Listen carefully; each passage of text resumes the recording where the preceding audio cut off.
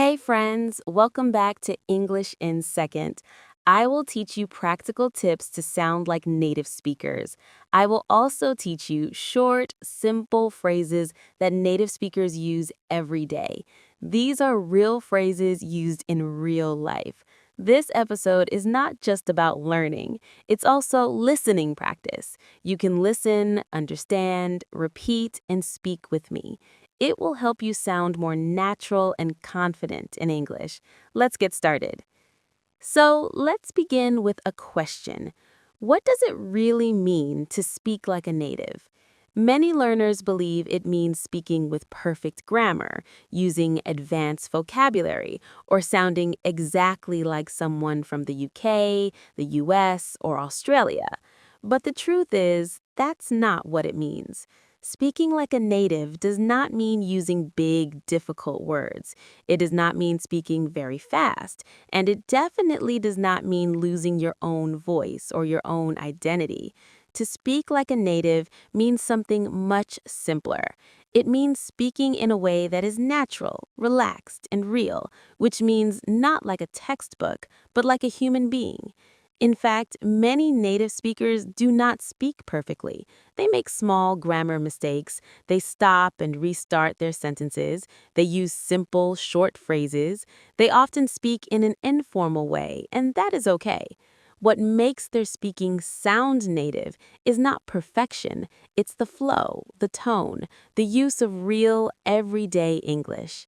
Okay, now that we understand what speak like a native really means, let's take a closer look at what native English speakers actually do when they speak. What makes their speech sound natural and easy to understand? Native speakers almost always use contractions in daily conversation. A contraction is a shorter form of two words. So instead of saying, I am very tired today, a native speaker would usually say, I'm very tired today. It's quicker, it's smoother, and it sounds more relaxed. Using contractions helps your English sound more natural and fluent.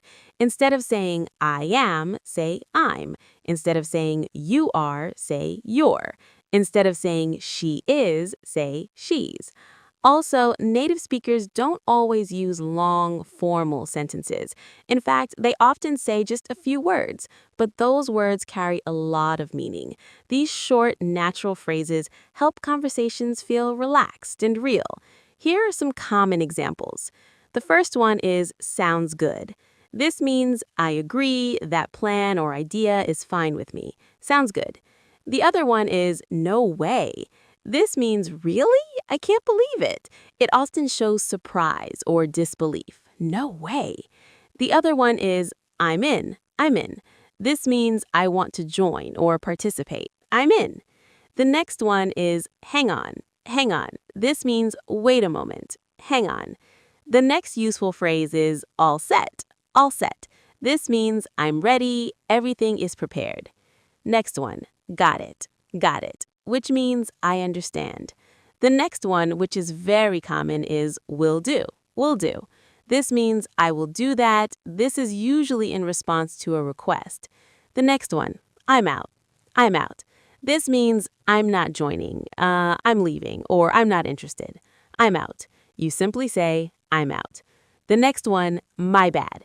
My bad, this means that was my mistake. I'm sorry. As simple as that. You just say, my bad. My bad. The next one is fair enough. Fair enough. This is very common, and it means that makes sense. I accept your point. Fair enough. Fair enough. The other one is no worries. No worries. This is very common, especially in Britain. It means it's okay or don't worry about it. Sometimes it means you're welcome. No worries. No worries.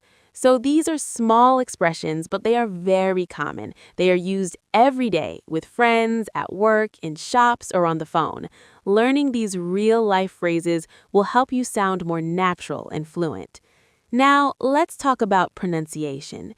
In English, some words are said strongly and others are said softly or quickly. Listen to this sentence. I don't want to go there. Now, the important words in this sentence are stressed, are said strongly. Don't, go. Now, the smaller words like I, to, there are said more softly or quickly. This rhythm gives English a natural music. But please don't worry about being perfect. Just start noticing the rhythm when you listen. Over time, your own speech will become smoother too.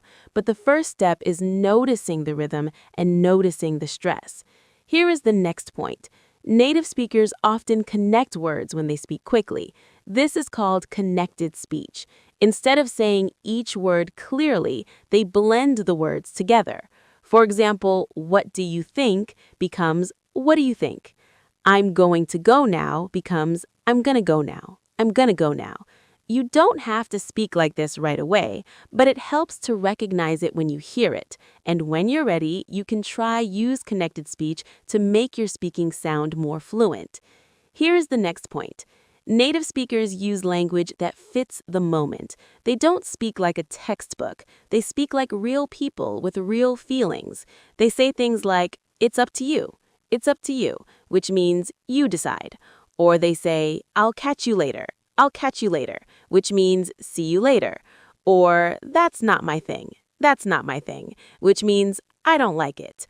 Or they say, you nailed it. You nailed it, which means you did it perfectly.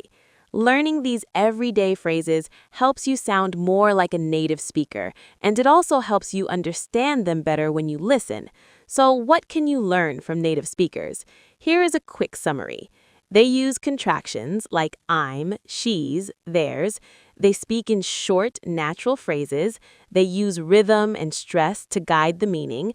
They connect words when speaking quickly. And they use real-life expressions, not just formal grammar. Start by noticing, start by listening, and then, little by little, try these habits in your own speaking. At a store, you can say, I'm just looking, thanks. How much is this? Do you have this in a medium? At a cafe, you can say, can I get a coffee to go? Can I get a coffee to go? Or, I'll have a latte, please. On the phone, you can say, can I call you back? Or, sorry, bad connection. Or, let me put you on speaker. Let me put you on speaker. But here's the key, my friend. You should start slowly. Write these phrases down, read them out loud, practice them until they feel familiar. Great job today. You didn't just listen, you practiced real English. These short, natural phrases are what native speakers use every day, and now you can use them too. You can notice them in what you listen to. Remember, the key to sounding like a native speaker is not using big words. It's using real phrases in real situations with real emotions. If you enjoyed this episode, go back and listen again. Shadow the phrases, pause, repeat, make them part of your daily English routine.